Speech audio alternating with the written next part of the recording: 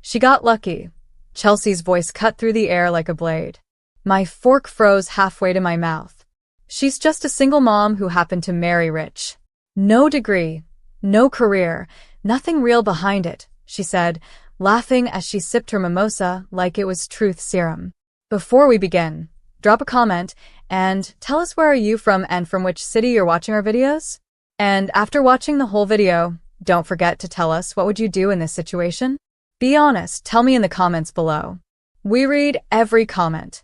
Let's begin. The others chuckled, including my brother Brian, who gave a little nod, clearly trying to keep up with his wife's social flex. I sat there quietly at the brunch table, sunlight pouring through the glass walls of their sleek Manhattan penthouse. Chelsea had invited all of Brian's colleagues and their wives for an intimate family brunch, which felt more like a performance. I wasn't dressed in Chanel, and my toddler had spilled milk on my sleeve that morning. So clearly, I didn't belong. You know what I mean, right, Ashley? Chelsea turned to the redhead sitting beside her, a woman I barely knew. Like, there's a difference between women who build things and women who get lucky. Ashley gave me an awkward glance. I don't know. She has no place here, Chelsea whispered, but loud enough that the entire table could hear. I blinked. The room was suddenly too bright, too loud, and too small. My son, Noah, was with the nanny downstairs. I'd wanted him to be with me, but Chelsea said it was an adult brunch. I should have known better. I stood up, quietly. The chatter paused. I didn't say a word. I just grabbed my purse and tried to breathe. It wasn't anger. Not yet. Just that familiar pressure behind the ribs, shame, the kind you carry when you've been dismissed without being allowed to defend yourself. I was halfway to the elevator when a sleek black Escalade rolled to a stop outside the building's glass entry. My husband stepped out. 6'3", slate gray suit, aviators on. His presence made people stand. Silence fell inside as the doorman practically sprinted to greet him. He walked straight into the building, up the stairs, ignoring the doorman's mention of an elevator, and then pushed open the brunch doors like he owned the air inside. Because he did. Funny, he said, looking directly at Chelsea, then at Brian, whose face was already pale. I came for her. The silence cracked. Chelsea blinked fast. Wait, you're? He turned to me, smiled like I was the only person that mattered in the room, and extended his hand. Come on, baby. I've had enough fake brunches this week. I slid my hand into his, and his fingers tightened protectively around mine. And just like that, the girl they all mocked was walking out with the very man they spent the last 10 minutes name-dropping, trying to impress. Only to realize, too late, that he was mine. But what none of them knew, not yet, was what I was building behind the scenes. Because I didn't just marry a powerful man. I was becoming one. And this war? It was only just beginning. The car door shut behind me, sealing away the awkward tension of the brunch table like it was yesterday's trash. I leaned my head back against the leather seat, silent, trying to slow my breath. My husband glanced over, his fingers still loosely holding mine. You good? He asked, voice low and calm, but I saw the flicker of something darker in his eyes, something that only came out when someone hurt me. I nodded slowly. I shouldn't have come. You should have, he replied, tugging my hand gently. They just shouldn't have spoken to you like that. I gave a dry laugh. You saw their faces? He smirked. Yeah. I think Brian choked on his ego. The car pulled away from the curb, rolling through the streets of Manhattan like a silent tank. But the truth was I wasn't okay. Not really. Because this wasn't the first time I'd been made to feel small. Like I was just a side piece in someone else's spotlight.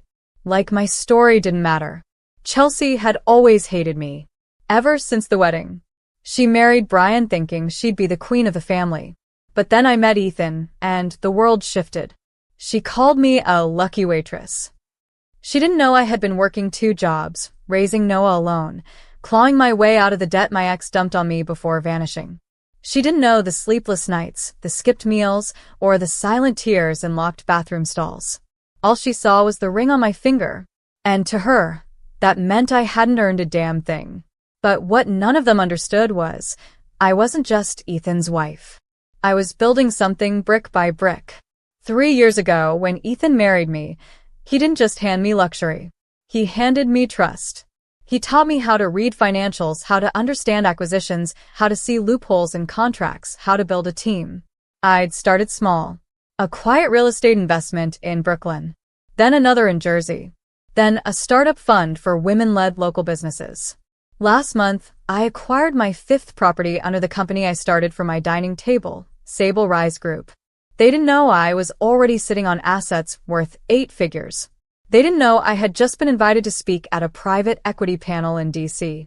And they definitely didn't know I was working with Ethan's firm to secure a deal that would shift the entire luxury hotel market in New York, and Chelsea's daddy's portfolio sat right in the middle of it.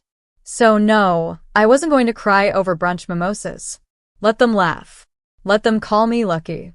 Because luck wasn't what got me here. Pain did. Grit did. Sleepless nights, unpaid bills, screaming into pillows so my son wouldn't hear. That's what built the woman I was now. And I wasn't finished. Later that evening, as I sat on our balcony, laptop open, finalizing a deal proposal, Ethan walked out holding Noah, already in pajamas. My son curled into my side like he always did, and Ethan kissed the top of my head. "You thinking about Chelsea?" he asked. I shrugged. "Not really." "I heard something today," he said, sitting down beside me. "Brian's company is in trouble. Major investors pulling out. SECs sniffing around." I paused. "Oh, really?" I said too calmly. He looked at me. "You thinking what I'm thinking?" A slow smile crept up my face. "Maybe it's time Sable Rise made a bid." Ethan grinned. "Now that's my girl." And in that moment, I wasn't just the woman who got mocked at brunch. I was the woman planning a takeover. The woman about to show them exactly what kind of luck I had. 2 days later, I was sitting in a conference room in Midtown. Floor-to-ceiling windows. Marble table. Men in suits who barely looked at me when I entered. Typical. But they would. "Gentlemen," I began, standing at the head of the table. My voice didn't shake. "I'm here to make an offer." One of them, gray hair, smug eyes, folded his arms. "And who exactly are you?" I smiled. "I'm the founder and managing partner of Sable Rise Group. We've been quietly acquiring distressed commercial properties throughout the tri-state area. I believe you're familiar with his portfolio." I slid a folder across the table. Inside, market projections, audit flags, valuation breakdowns, and a signed letter of intent to purchase controlling shares of Barrow and Finch, my brother's company. Now, they were silent, because the name Sable Rise had been circulating for months, and nobody had managed to connect it to me. Until now. One man leaned forward. "Wait, you're her?" I tilted my head slightly. "Her who?" His lips parted, but he didn't say it. Didn't say the single mom or the wife of Ethan Wright. Because in that moment, I wasn't anyone's shadow. I was the storm. "I know Barrow and Finch is bleeding," I said. "I also know that they've been hiding key losses for the last 3 quarters. What I'm offering is a full acquisition, cash. Clean. You'll walk away with your skin intact." "And your brother?" one of them asked. I stared at him. He should have been careful who he laughed at.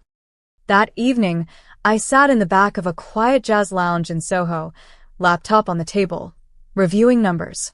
My son was asleep at home. Ethan was at a business dinner uptown. I needed silence to think. And then my phone buzzed. Chelsea. Of course. I let it go to voicemail. Then it buzzed again. A text this time. "Did you seriously just buy into Brian's company? Are you insane?" I didn't answer. She was finally catching on. But this wasn't just about business. This was about every time I sat at that brunch table swallowing my dignity. About the time they laughed when I showed up in thrift store boots. The time she told me Noah would probably grow up confused without a real father. And the time she smiled when my car broke down outside their building and didn't offer to help. This was never just about money. It was about respect. About rebuilding what they tried to break. 3 days later, I was invited to a last-minute family dinner at Brian's place. The same penthouse. Same polished wine glasses. Chelsea wore diamonds again. But this time, they were trying. Brian pulled out my chair, Chelsea complimented my coat. Everyone was syrup sweet. But I already knew. The sale had gone through that morning. Quietly. Strategically. My holding company now owned 62% of Barrow and Finch. My brother was no longer CEO. And they didn't even know who had replaced him. Until the elevator opened. Ethan walked in first. He smiled, gave Brian the polite nod, then stepped aside. And I walked in behind him. I wasn't in heels. I wasn't in anything designer. Just a sleek black suit. My hair pulled back. And a folder in my hand. Chelsea froze. Brian stood up. What's going on? I opened the folder and handed it to him. This is your official notice. Effective immediately, the board has appointed a new interim CEO of Barrow and Finch. His hands trembled slightly. You're kidding. I met his eyes. No, Brian. I'm not. Silence. The kind that makes your lungs feel too big for your chest. Chelsea whispered, This is insane. Ethan laughed softly behind me. No. This is what happens when you underestimate the quiet one. I stepped closer. You tried to break me. Again and again. But you didn't see what I was building. I paused. You called me lucky. But I wasn't lucky. I was watching. I was learning. And now, I'm running everything you thought I'd never understand. Chelsea opened her mouth, but nothing came out. And then Noah's voice rang behind us, from the hallway. Mommy? He came running in, our nanny behind him. I scooped him up, holding him tight. Because this moment wasn't just for me. It was for every woman who got laughed at. Every single mom they called a burden. Every quiet girl they thought wouldn't fight back. And the best part? This was only part 3. Brian didn't show up to the office the next morning. His assistant said he wasn't feeling well. But we both knew it wasn't a cold. It was collapse. His email account had been suspended. Company credit cards? Frozen. The senior board had already been briefed on the internal audit I ordered. Because when you run a business like it's your personal ATM, eventually, someone checks the receipts. And I was that someone now. Back at the Sable Rise office, my office, sunlight streamed through the glass, casting soft light on the deal folders I'd spread out across the desk. My team was growing, 11 women and 5 men, each of them survivors in their own way. I didn't hire based on degrees or LinkedIn connections. I hired grit. I hired character. And I never asked anyone where they came from, just where they wanted to go. Tasha, my head of operations, knocked and entered. He's here. I stood and straightened my blazer. Send him in. Brian walked in looking nothing like the man who once smirked through my baby shower like it was a chore. His suit was wrinkled, his tie loose, and his pride clinging by a thread. He didn't sit. He just stared. You really did it, he muttered. You actually took it. I met his eyes. No, Brian. I earned it. While you were playing Legacy Prince, I was working. Every hour. Every contract. Every late night. I didn't take anything. You lost it. He stepped forward, face tightening. This was supposed to be my company. And now it's mine. He let out a bitter laugh. All because you married rich. I shook my head. You still don't get it, do you? I walked around the desk, stopping just inches from him. I didn't win because I married Ethan. I married Ethan because I was already a fighter. Because I knew what pain meant. Because I was worth standing beside. And while you and Chelsea were mocking me, I was learning everything. I didn't marry up. I built up. He looked away. I'll give you a choice, I said, softer now. You can walk out with dignity.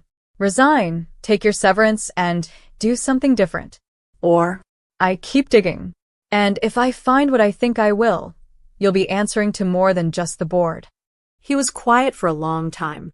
Then he nodded. You'll hear from my lawyer. I hope I don't, I said. Because if you drag this out, I'll stop being kind.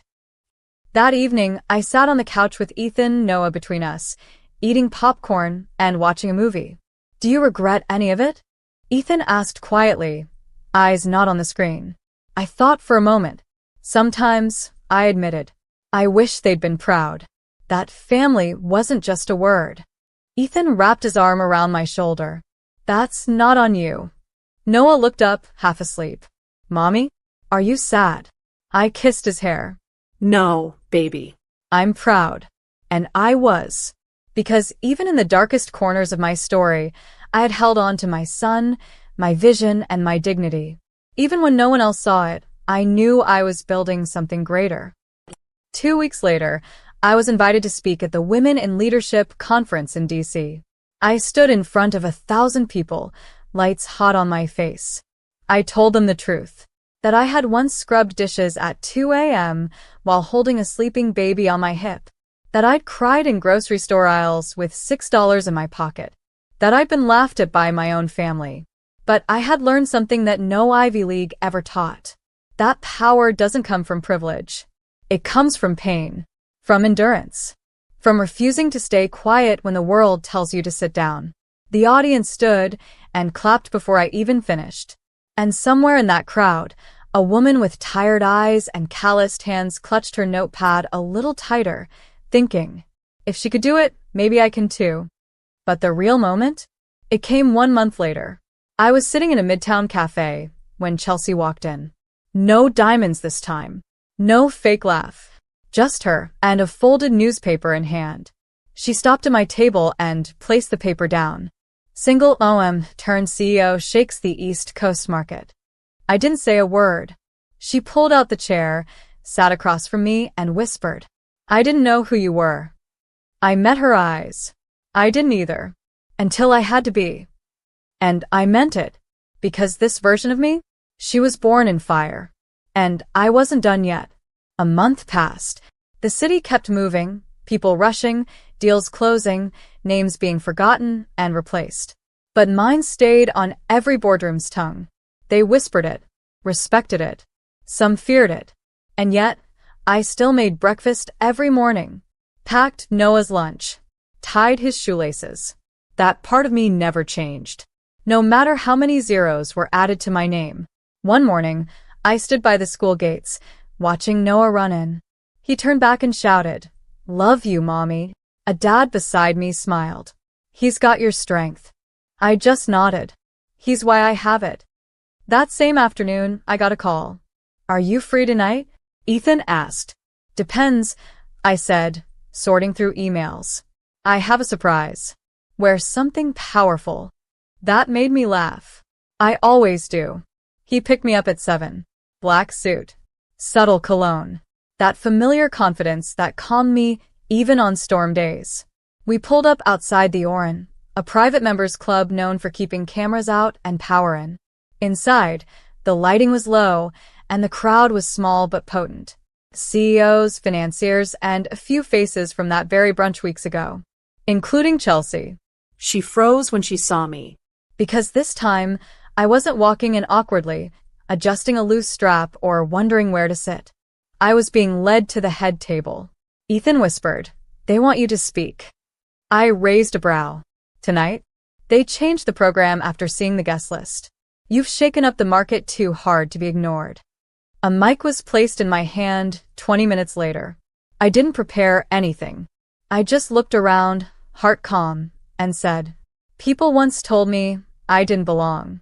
That I was just a girl with no pedigree. That I got lucky. A pause. And maybe I did, but not the way they think. I got lucky that I failed, that I fell, that I struggled, because it taught me how to rise without permission.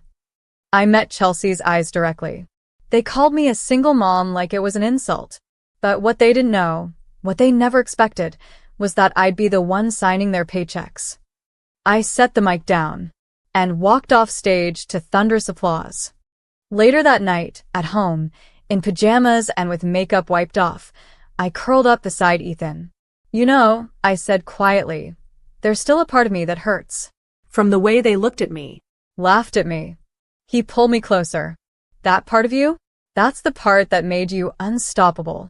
I rested my head on his chest. Because he was right. And I finally understood.